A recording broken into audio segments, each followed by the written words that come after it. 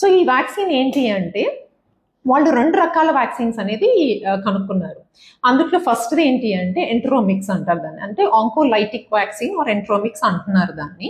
ఇదేంటి అంటే వైరస్లు 4 వైరస్లను పట్టుకొని అది మన లోపల జబ్బు క్రియేట్ చెయ్యకుండా ఓన్లీ ఏ క్యాన్సర్లు అయితే ఉన్నాయో ఆ క్యాన్సర్ని ఆ కణాలని తినేస్తూ మన బాడీలో ఉన్న ఇమ్యూనిటీని ఆ పర్టిక్యులర్ క్యాన్సర్కి పెంపొందించేటట్టు, అంటే మన బాడీనే క్యాన్సర్కి అగెయిన్స్ట్ గా ఫైట్ చేసేటట్టు చేస్తున్నారు అనమాట.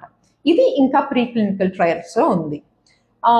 ఇప్పుడు రెండవది ఏంటి అంటే ఎంఆర్ఎన్ఏ వ్యాక్సిన్, అది పర్సనలైజ్డ్ వ్యాక్సిన్. దీన్ని వాళ్ళు మొన్న అనౌన్స్ చేసిన దాంట్లో ఇది మెయిన్ కాంపనెంట్ ఇదేనమాట. సో ఈ ఎంఆర్ఎన్ఏ వ్యాక్సిన్ అంటే ఏంటి, మొన్న కోవిడ్ లో మనకి ఎంఆర్ఎన్ఏ వ్యాక్సిన్లు వచ్చినాయి కదా, అలాంటిది అనమాట ఇది.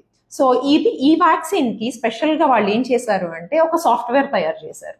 సో ఒక మనిషికి ఒక క్యాన్సర్ వస్తే ఆ పర్టికులర్ క్యాన్సర్ ని దానికి ఫీడ్ చేస్తే అది ఆ పర్టికులర్ క్యాన్సర్ ని జీన్ అనాలిసిస్ చేస్తుంది. అంటే మాలిక్యులర్ లెవెల్లో జీన్స్ అన్నిటిని అనలైజ్ చేసి ఎక్కడ ఏమేమి మ్యూటేషన్స్ జరిగినాయి, ఈ క్యాన్సర్ ఎందుకు వచ్చింది అనేది కనుక్కొని దానికి ఎంఆర్ఎన్ఏ వ్యాక్సిన్ అనేది ప్రాసెస్ చేసి ఇస్తుంది అనమాట.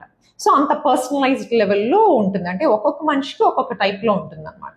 సో అట్లాగా పర్సనలైజ్డ్ వ్యాక్సిన్ తయారు చేసి ఆ మనిషికి ఇచ్చినప్పుడు ఏమవుతుంది అంటే ఆ పర్టికులర్ వ్యాక్సిన్కి మనిషికి ఇమ్యూనిటీని డెవలప్ చేసి ఓన్లీ ఆ పర్టికులర్ కణాలకు అగెయిన్స్ట్ గానే మన బాడీలో ఉన్న ఇమ్యూనిటీనే బాగా పెంపొందించి ఆ పర్టికులర్ కణాలను చనిపోయేలాగా చూస్తుంది అనమాట. సో ఇంత డీటెయిల్గా చేశారు. సో ఇది ఓన్లీ రష్యాలోనే జరిగిందంటే వరల్డ్లో వేరియస్ పార్ట్స్లో జరుగుతుంది. ఈవెన్ ఫ్లోరిడాలో కూడా ఇట్లాంటిదే సేమ్ ఒక టైప్ ఆఫ్ వ్యాక్సిన్ ట్రై చేస్తున్నారు. అది ప్రస్తుతానికి ఏంటంటే క్యాన్సర్ ట్రీట్మెంట్తో పాటు అది ట్రై చేసి చూస్తున్నారు. సో అట్లా రకరకాల ప్లేసెస్లో ఇట్లాంటివి జరుగుతున్నాయి.